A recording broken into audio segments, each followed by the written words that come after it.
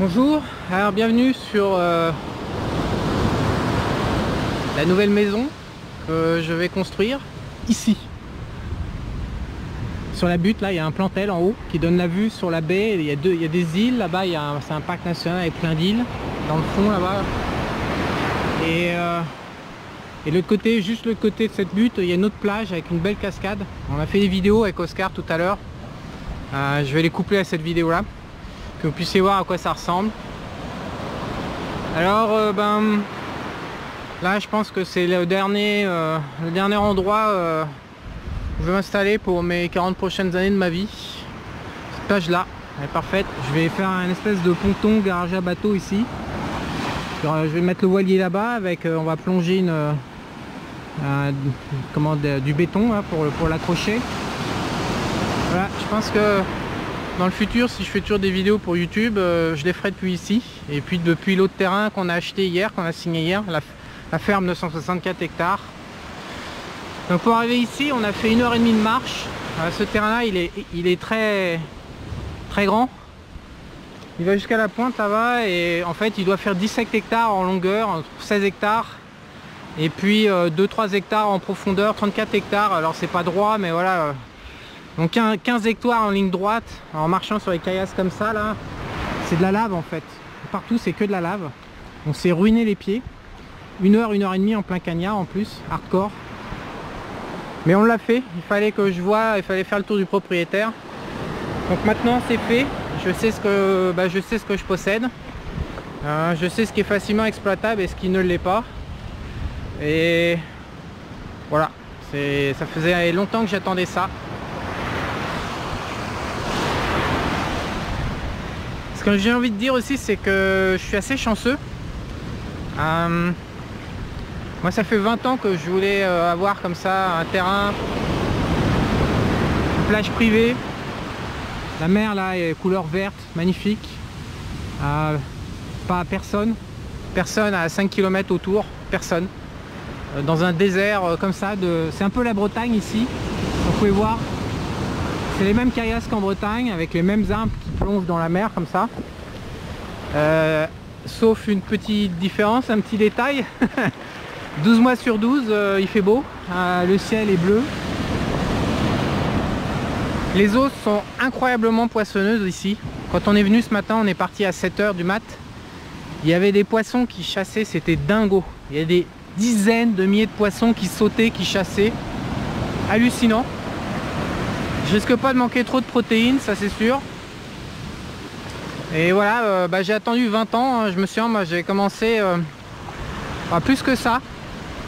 J'ai fait mes premières recherches sur les îles. Je me souviens, il y avait une île en Bretagne avant, en Bretagne Nord, et il y en avait une dans le golfe du Morbihan. Et j'avais découpé, je les ai toujours les annonces. J'avais fait ça en 1997. Et aujourd'hui on est en 2021. Donc j'ai attendu 24 ans pour être capable de marcher comme ça, peinard, avec ma GoPro dans les mains. Et de me dire, ça y est, j'ai le lieu, le pays, les copains. Oscar est là avec moi. Il va démarrer l'aventure dans 2 mois avec la ferme. Il adore cette plage en plus. Voilà, tout est réuni. 24 ans pour concrétiser un vieux rêve. Et donc, je me sens un peu chanceux quand même parce que c'est un rêve aujourd'hui qui coûte des millions de dollars un peu partout dans le monde. Et je n'ai pas des millions de dollars à mettre dans ce rêve-là. Mais donc, merci Panama d'exister.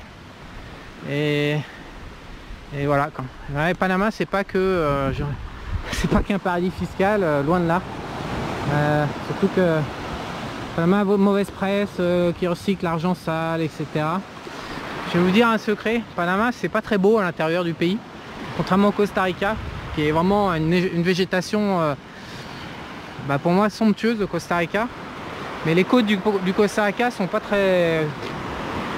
Elles ont rien d'exceptionnel, alors que le Panama c'est totalement exceptionnel, totalement hallucinant en fait. Alors ici c'est du sable noir, mais il y a plusieurs archipels. Et San Blas c'est du sable blanc en mode Maldives, Seychelles. Bocas del Toro, les îles à l'extérieur, c'est également type Caraïbes. Et à l'intérieur c'est de la mangrove, c'est plutôt un peu dégueulasse la mangrove, je suis pas fanat. Il y a aussi, bah là on est dans un archipel que j'ai pas encore visité, donc je peux pas vous en parler. J'attends l'arrivée des bateaux dans 2-3 mois pour aller voir là-bas. Il y a une centaine d'îles en fait. Tout est inhabité, c'est protégé, c'est une zone protégée. C'est aussi ici dans cette zone qu'ils ont planté les arbres. Panama fait des passeports, je crois que c'est 80 000 $ et enfin des résidences 5 ans contre un investissement en forêt. Et ils les ont fait dans ce coin en fait. Ils en ont planté un peu partout dans le coin. Donc c'est assez boisé. Et puis alors Chiriquí au nord je connais pas, mais après il y a les Pearls Island qui sont aussi un paradis hallucinant dans lequel on peut se perdre pendant des mois avec des centaines d'îles. Donc le Panama vraiment a beaucoup à offrir sur les côtes, c'est renversant en fait, c'est vraiment renversant. Enfin, voilà ce que j'ai comme même ça, mais il y en a 10 sur le terrain, un truc comme ça. Donc des cascades comme ça.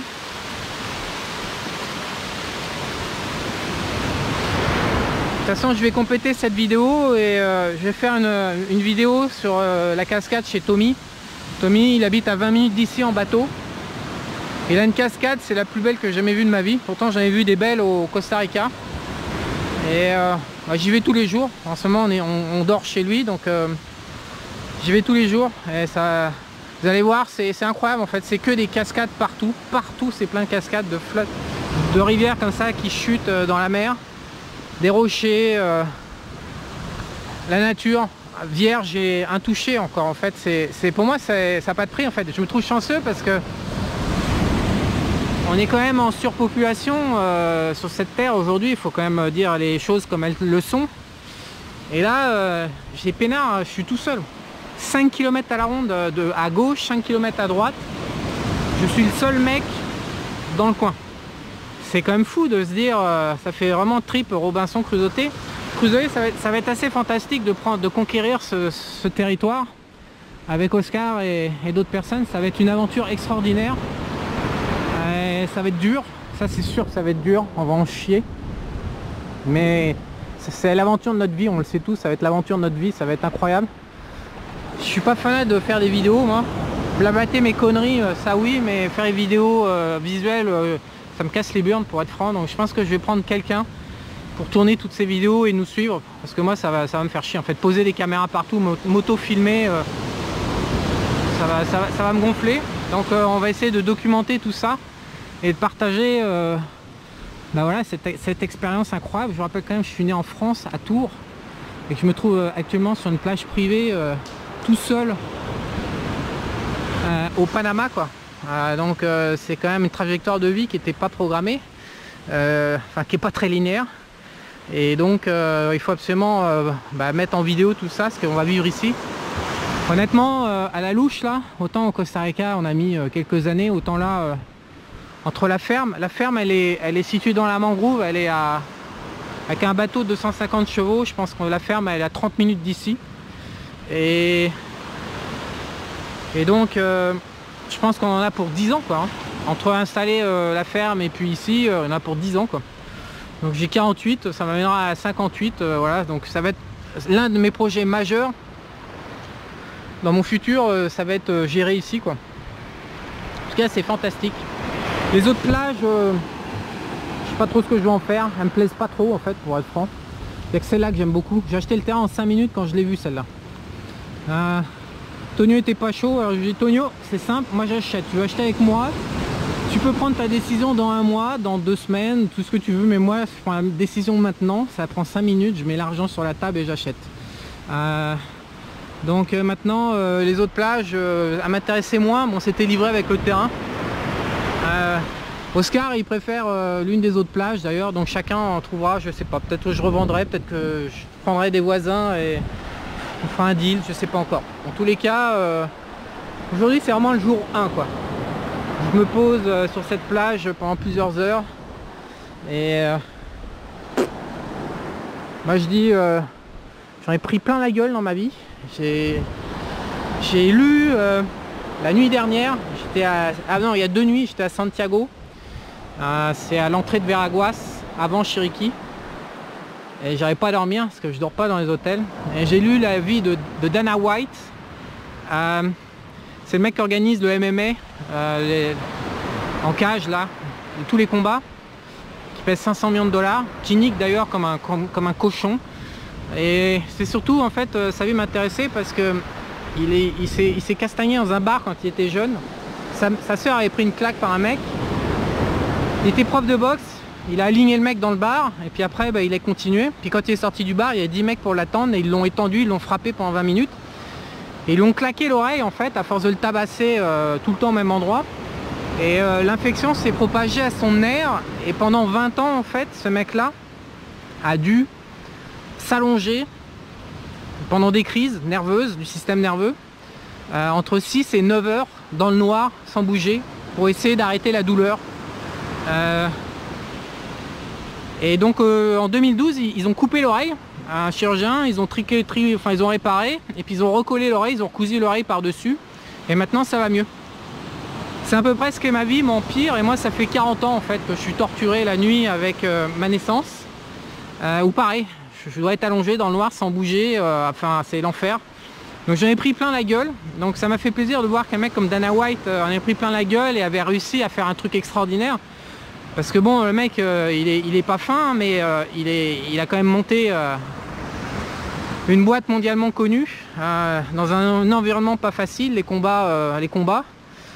Et malgré son handicap, comme j'en ai un moi aussi, quoi, faut pas se cacher quoi. Donc quand on arrive comme ça sur une plage où lui a fait un autre délire, il vit à l'américaine, mais moi quand j'arrive ici avec tout ce que j'ai mangé dans la gueule de douleur et de torture depuis 40 ans, je me dis bon, ok, ok,